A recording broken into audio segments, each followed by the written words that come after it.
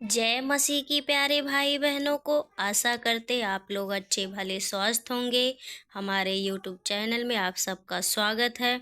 और वचन में जाने से पहले आप हमारी पूरी वीडियो को देखना और समझना प्रभु आपसे क्या बात कर रहे हैं। और अगर अच्छा लगे तो लाइक करना, शेयर करना, अगर नए हैं तो चैनल को सब्सक्राइब करना। आइए हम वचन में जाएंगे।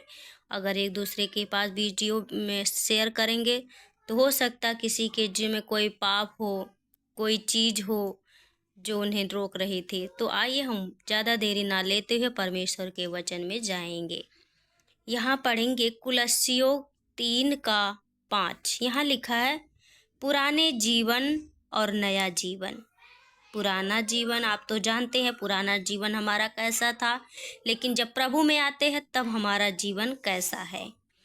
पुराने जीवन का मतलब जो पहले बिताते थे जिस समय, वो है। लेकिन जब हम प्रभु को मान गए तो अगर नया जीवन बिताते तो हम सब नया जीवन जीते हैं और पाप से दूर रहते हैं। आइए हम कुछ बात सीखेंगे। यहाँ 5 में लिखा है, कुलस्सियों के 5 में 3:5 में, इसलिए अपने उन अंगों को मार डालो जो पृथ्वी पर है, अर्थात व्यभिचार, अशुद्धता, दुष्कामना, बुरी लालसा और लोभ को, जो मूर्ति पूजा के बराबर है।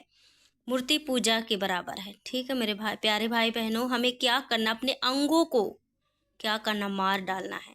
किस लिए मार डालना है? व्यभिचार के लिए, अशुद्धता के लिए, दुष्कामना के लिए, बुरी लालसा से, लोभ को, जो मूर्ति पूजा के बराबर है। मेरे प्यारे भाई, मूर्ति पूजा वो भी पाप है, लेकिन यहाँ लोभ को भी प्रभु कहता है कि ये भी मूर्ति पूजा के बराबर, जो हम लोभ करते हैं। तो हमें इन चीज़ों से क्या करना, अपने शरीरों को मारना है। हम कैसे मार पाएंगे, कैसे उसको खत्म कर पाएंगे? वचन के द्वारा। हम जितना भी वचन पढ़ेंगे, जितना प्रभु के साथ बिताएंगे, क्या होगा, ये सब चीज़ें, अशुद्धता, बेविचार, दुष्कामना, बुरी लालसा, लोभ, मूर्ति पूजा, ये क्या होगा, ये खत्म हो जाएगा हमारे जीवन से। हमारा तो बिल्कुल भी मन नहीं करेगा कि हम ऐसा काम करें। हमारा बस यही इच्छा रहेगी कि मैं प्रभु में बढ़ती रहूं। प्रभु की लालसा में दिन रात रहते हैं हम। अगर जब प्रभु हमारे अंदर होता है, और अंदर प्रभु कब आएगा? वचन के द्वारा।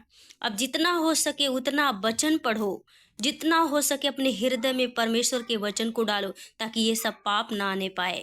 मेरे प्यारे भाई बहनों, अगर आपके अंदर वचन है तो कोई भी, ये जितना भी लोभ है, बेविचार, शुद्धता, ये सब पाप आपके अंदर नहीं आ सकता। लेकिन अगर वचन नहीं है तो आपके अंदर व्यभिचार आएगा, अशुद्धता आएगी, दुष्कामना आएगी, बुरी लालसा आएगा, लोभ आएगा, जो मूर्ति पूजा के बराबर है। ये सब आएगा जब हमारे अंदर वचन नहीं है। वचन नहीं है तो प्रभु भी नहीं है। तो जितना हो सके आप परमेश्वर के वचन को अपने हृदय में डालो।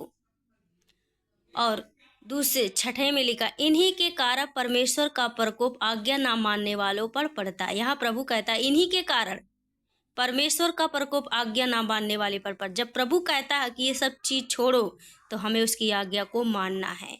ये नहीं कि उसकी आज्ञा को हमें छोड़ देना, पकड़े रहना है, लेकिन हमें इसकी आज्ञा को, इसके वचन को मानना। आजकल क्या करते लोग, मसीह लोग वचन भी पढ़ते हैं पर क्या करते हैं, आज्ञा नहीं मानते जो परमेश्वर का वचन कहता। मेरे प्यारे भाई बहनों, वचन पढ़ना ये भी जरूरी है, लेकिन आज्ञा मानना भी बहुत जरूरी है।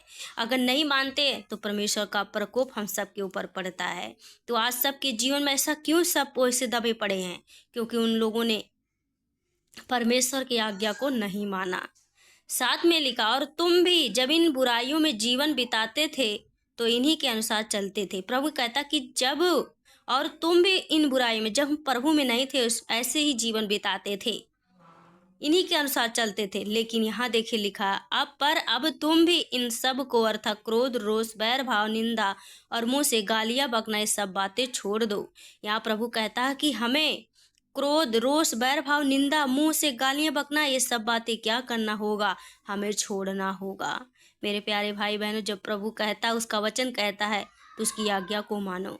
ये नहीं कि अपने अनुसार जियो, नहीं, जो प्रभु कहता है उससे जीना है। 9 में लिखा, एक दूसरे से झूठ मत बोलो, क्योंकि तुमने पुराने मनुष्य तत्व को उसके कामों समेत उतार डाला है। प्रभु कहता है कि एक दूसरे से झूठ मत बोलो। हमें झूठ नहीं बोलना, क्योंकि तुम पुराने मनुष्य तत्व को उसके कामों समेत उतार डाला है।